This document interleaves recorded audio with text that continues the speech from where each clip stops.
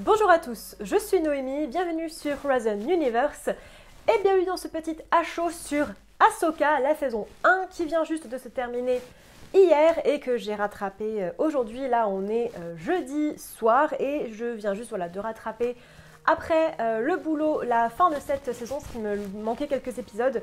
J'avoue avoir un petit peu lâché en cours de route, je m'étais prévu de regarder chaque semaine et au final avec mon rattrapage Doctor Who, que d'ailleurs j'ai filmé le même jour, j'ai juste changé de coupe de cheveux, d'accessoires à chemise et de rouge à lèvres pour faire genre que c'est pas exactement la même chose, que ce soit un peu joli sur YouTube. Mais du coup, nous allons parler très rapidement de la série parce que en soi, j'ai pas grand chose à en dire, mais vous avez été quand même pas assez nombreux à me poser des questions et à me demander de faire un petit récap. Et comme je l'ai fait pour le Mandalorian et pour Andor, il était logique que j'allais le faire pour ça. Surtout que j'avais rattrapé Clones, Rebels et Tales of the Jedi exprès pour pouvoir rattraper Ahsoka, enfin pouvoir regarder Ahsoka. Et du coup, c'est quand même assez meh. On va pas se mentir, enfin, la série c'est littéralement du fanservice pour ceux qui ont aimé Rebels et Clones, mais si jamais vous n'êtes pas nécessairement sensible à ces deux œuvres-là, vous n'étiez pas plus que ça dans le truc, c'est quand même assez meh quoi, il n'y a pas grand-chose à se mettre sous la dent. Alors on va parler du coup de ce qu'il y a à se mettre sous la dent. Le live action, je trouve, marche extrêmement bien. Je suis très contente de la plupart des acteurs qui ont été choisis pour incarner les personnages. Pour ceux qu'on connaît déjà, je trouve que le choix est très très bon. Rosario Dawson est extrêmement douée en Ahsoka. Je trouve qu'elle a un côté elle a un côté naturellement très leaduse et très charismatique, je trouve, qui marche très très bien, même si le personnage n'a pas grand chose à faire tout au long de la série pour le prouver, mais je trouve qu'elle a un côté très charismatique qui marche extrêmement bien. Donc j'aime beaucoup le design de tout, son maquillage, etc. Je trouve que c'est extrêmement bien foutu. J'aime beaucoup l'actrice qu'ils ont pris pour Hera aussi. Elle a un côté un petit peu maman qui marche plutôt bien, notamment en duo avec Jason. C'était plutôt cool de le voir lui. J'ai énormément aimé l'actrice qu'ils ont choisie pour Sabine.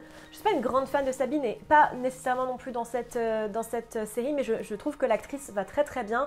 Et pour les autres, j'ai pas forcément spoilé, mais je trouve que ça rend plutôt bien. Donc le côté live action, en tout cas au niveau des acteurs, marche plutôt bien pour moi. Pour le reste, de la même manière que pour Andor ou pour Mandalorian, Disney et Star Wars n'a jamais été aussi beau. Voilà, c'est extrêmement clean. Que ce soit au niveau des CGI qui honnêtement passent complètement inaperçus, que ce soit au niveau des designs, des chorégraphies de combat, que ce soit au niveau des rendus de sabres laser, etc. C'est extrêmement joli et je trouve que c'est plutôt bien foutu. D'ailleurs, je suis en train de me dire qu'au niveau de CGI, j'allais parler de Huyang. De Huyang, pardon, je prononce jamais bien, à chaque fois je prononce différemment, donc on va parler de David Tennant. C'est extrêmement drôle parce que on reconnaît pas que c'est David Tennant, mais par contre j'ai regardé tellement de trucs avec lui récemment que je reconnais sa manière de parler et de sortir ses phrases, donc c'est assez marrant. Et lui c'est un excellent personnage, même si je ne sais jamais prononcer son nom correctement, ni l'écrire d'ailleurs. Donc voilà, de côté personnage, j'ai trouvé ça assez intéressant. Alors, je ne dis pas que tous les personnages sont bons, il y en a beaucoup qui m'ont gonflé prodigieusement, et c'est d'ailleurs pour ça qu'à la base, je n'étais pas une grande fan de l'univers étendu et que j'attendais pas spécialement Ahsoka. Je vais en parler dans les côtés un peu négatifs. Et puis, j'aime beaucoup la musique aussi, comme j'en avais parlé pour Andor et pour le Mandalorian. J'aime énormément les musiques, j'aime beaucoup le thème de fin, le tin, tin, tin, tin, je le trouve, mais d'une classe, et ça montre vraiment la prestance et le charisme et vraiment l'assurance du personnage. Je trouve ça extrêmement stylé. Dans tous les cas, le côté sound design, vraiment des vaisseaux, etc., rend très très bien. Mais alors les musiques tout au long de la série m'ont vraiment marqué. Et pour moi, c'est vraiment un des meilleurs éléments de la série. Pour le reste, il n'y a quand même pas grand chose de fifou de ouf dans cette série, quoi. Je veux dire, les 8 épisodes, alors ils font entre 35 et 45 minutes. Il se passe pas grand chose sur ces 8 fois 40 minutes quoi. Honnêtement, il se passe pas grand chose. Je trouve que le peu qu'ils essayent de faire, notamment la relation entre Ahsoka et Sabine, qui est censée rappeler la relation entre Ahsoka et Anakin, mais elle est vide quoi. Je trouve il y a quelque chose qui manque dans cette relation là. C'est dommage parce que c'était vraiment un des côtés les plus cool de Star Wars en règle générale, mais aussi de Rebels et de Clones. Ce qui est cool dans Star Wars et ce pourquoi on s'attache autant aux personnages, c'est justement les interactions qu'ils ont entre eux. Les personnages sont constamment en train de s'engueuler, en train de se foutre de la gueule de l'un de l'autre, en train de se crêper le chignon, mais ils sont constamment en train d'interagir avec les autres. Ce qu'on n'a pas du tout dans Ahsoka, et du coup, on a vraiment un truc où on veut tellement rendre un côté plus crédible, plus... un rythme plus lent et un côté plus raisonné au personnage que du coup je trouve que les interactions ne marchent pas du tout. L'interaction entre Sabine et un autre personnage, si vous l'avez regardé vous savez, je vais pas spoiler les autres, était cool mais il n'y en avait pas assez pour que ça marche. J'ai bien aimé le duo Hera et Ahsoka, ça j'avais pas de doute, pas de doute dessus. J'aime bien le côté très maman encore une fois d'Hera avec Jason, je trouve que c'est très très bien réussi et de toute façon Hera pour moi est le meilleur personnage de Rebels, mais je sais pas, je trouve qu'il manquait vraiment quelque chose dans les relations entre les personnages et je parle même pas des méchants où honnêtement ils m'ont plus fait chier qu'autre chose. J'ai pas accroché nécessairement aux enjeux en fait de la série. Comme j'accroche pas aux enjeux, j'ai pas accroché à la série. Throne, et j'en ai déjà parlé quand j'ai parlé de la trilogie Heir to the Empire, je sais plus comment elle s'appelle, c'est la trilogie de Timothy Zahn. Throne me fait prodigieusement chier. Je me tape complètement de Throne. Je le trouve pas intéressant. C'est pas intéressant d'avoir un ennemi qui fait oh là là, je suis un stratège extrême de l'armée. La rébellion a gagné, mais j'avais prévu. Enfin, constamment, c'est ça en fait. C'est le côté j'ai mis en place un super plan. Ah, les rebelles l'ont déjà, parce que c'est les rebelles, c'est Star Wars, il faut quand même qu'ils gagnent, tu vois. Ah, mais j'avais prévu. Et du coup, j'ai prévu un super plan, encore plus super que mon ancien super plan. Et en fait, c'est ça. Et surtout, ce pourquoi j'ai pas accroché à Throne. Je suis une grande fan de Star Trek Next Generation, hein. Mais on n'avait pas besoin de faire revenir le maquillage de Data. On n'avait vraiment pas besoin de faire revenir le maquillage de Data et c'est ce à quoi ça me fait penser. Du coup, je peux pas le prendre au sérieux. Le maquillage, lui, tout pareil, je veux dire qu'ils ont fait un très bon travail avec le maquillage de Hera. Me faites pas genre que le vert c'est plus facile à travailler que le bleu, ça l'est pas, hein, clairement. Enfin, encore moins avec Hera, avec tous les fonds qu'il y a eu, enfin, ça a dû être vraiment galère. Me dites pas que le bleu c'est plus facile à travailler, enfin, moins facile à travailler, ça l'est pas. Les lentilles, elles font dégueulasse, la coupe de cheveux elle fait dégueulasse et j'aime beaucoup Mikkelsen, hein. C'est un excellent acteur et il fait ce qu'il peut avec ce qu'on lui a donné, mais clairement on lui a pas assez donné pour qu'il soit intéressant et pour qu'il soit engageant, il l'est pas, voilà. Le truc là, le Sisterhood, il m'avait prodigieusement fait chier dans les histoires que j'avais lues où il y avait, je sais plus celle qui a la voix super Ventress je crois, et là pareil, je trouve pas les ennemis engageants, j'accroche pas à l'enjeu et du coup j'accroche pas à l'histoire. Voilà, enfin, il y a des trucs qui m'ont un peu saoulée à d'autres points où, voilà, je lisais sur les réseaux sociaux et je trouve franchement les gens assez durs. Il n'y a pas besoin de verser dans la misogynie extrême ou dans le racisme par exemple pour valider votre point, il n'y a vraiment pas besoin de ça. La série en elle-même, elle n'est pas assez engageante pour être intéressante. Ceci dit, je vais réserver quand même mon avis pour la suite si la suite se fait parce que, encore une fois, je suis une très, très grande fan de TNG. La première saison de TNG était pas dingue.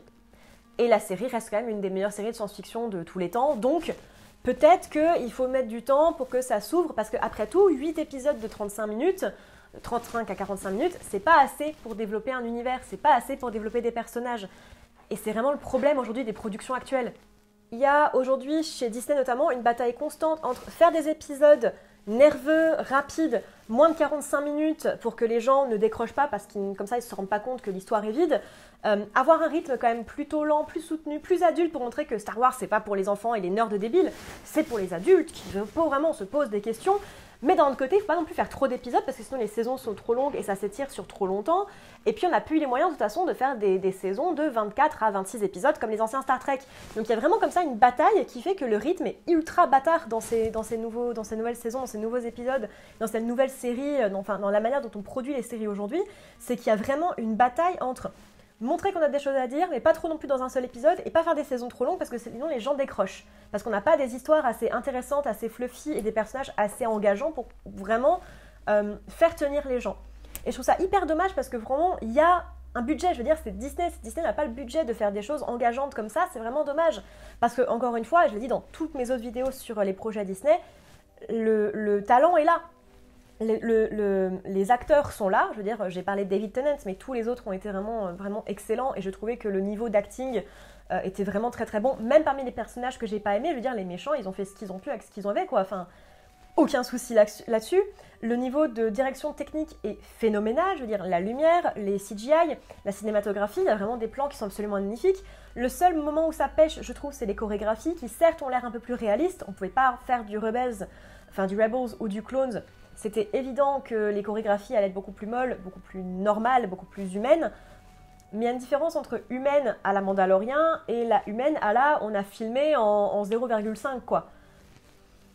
Voilà, il y a vraiment des trucs où ça pêche et du coup j'ai pas réussi vraiment à rentrer dedans, je l'ai trouvé assez décevante. Il y a des moments qui sont très très beaux, hein. Par exemple le moment où Ahsoka se retrouve face à Anakin, c'est des moments qui sont très très beaux, très contente d'ailleurs de revoir, même si c'est CGI, mais très contente de revoir Hayden Christensen reprendre le rôle et de enfin le revoir reprendre possession de ce personnage. Des moments qui sont très chouettes, mais il y a plein de moments où ça marche pas quoi. Et c'est ultra dommage parce que j'attendais vraiment, voilà, le mini spoiler, mais voilà, la réunion avec Ezra par exemple, évidemment quand tu regardes Rebels, même si tu le regardes juste comme ça, t'attends que réunion se fasse et t'es contente que réunion se fasse, mais t'es juste content. Quand des moments comme ça arrivent, tu dis juste ah ouais c'est cool, et puis en fait tu l'oublies vite. Là je sais que la série, je vais monter ma vidéo, je vais la poster, mais je vais l'oublier aussi vite que je l'ai regardée quoi. Et encore une fois, c'est pas ce que j'attends d'une histoire comme Star Wars. Et c'est vraiment dommage qu'on en soit là sur des productions qui ont coûté aussi cher, qui ont pris autant de temps, de talent et autant d'espace, on va dire, audiovisuel. C'est un gros gâchis. Et c'est vraiment dommage qu'on en soit là aujourd'hui avec les productions Disney et encore plus avec les productions Star Wars. Tant pis. Voilà tout le monde, j'espère que cette vidéo assez courte, mine de rien, sur Ahsoka vous aura plu. Comme vous avez vu, j'ai pas forcément été très emballée, sans pour autant nécessairement détester la série, c'est juste vraiment genre je suis vraiment parfaitement au milieu.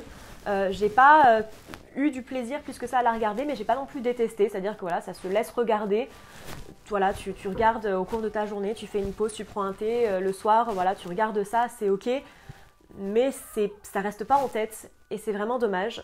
Dites-moi en commentaire ce que vous en avez pensé, n'hésitez pas à me retrouver sur mes différents réseaux sociaux, sur Tipeee si vous voulez aider la chaîne, et moi je vous dis à bientôt dans l'univers.